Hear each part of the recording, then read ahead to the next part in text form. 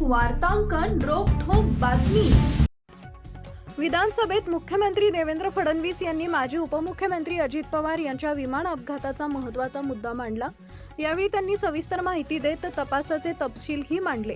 आमदार रोहित पवार यांच्या भूमिकेवर देखील फडणवीस यांनी सविस्तर उत्तर देत आपण अपघाताच्या चौकशींच्या विरोधात नसल्याचं स्पष्ट केलंय। तसेच यात कोणाच्या बापालाही सोडणार नसल्याचं आश्वासन देवेंद्र फडणवीस यांनी रोहित पवारांना दिलंय। देवेंद्र फडणवीस म्हणाले, एक अत्यंत महत्त्वाचा आणि संवेदनशील मुद्दा सन्माननीय रोहित पवार आणि इतरांनी अनेकांनी हा मांडला। मी सुरुवातीला याची वस्तुस्थिती मांडतो।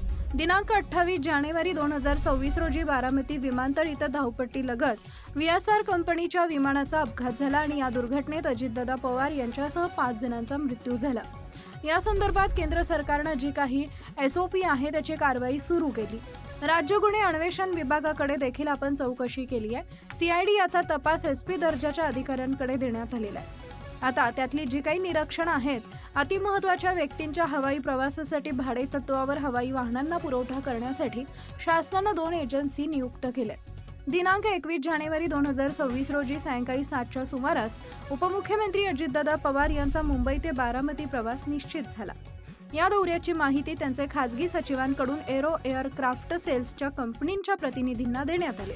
त्यानंतर 28 तारखेला मुंबई ते बारामतीच्या दौऱ्यासाठी कंपनीकडून 20:45 विमान बुक करण्याबाबत कारवाई करण्यात आली। महाराष्ट्रातील महत्त्वाच्या आणि ताज्या बातम्या पाहण्यासाठी आमच्या जय हो न्यूज चॅनलला सबस्क्राइब करा आणि बेल आयकॉन प्रेस करा।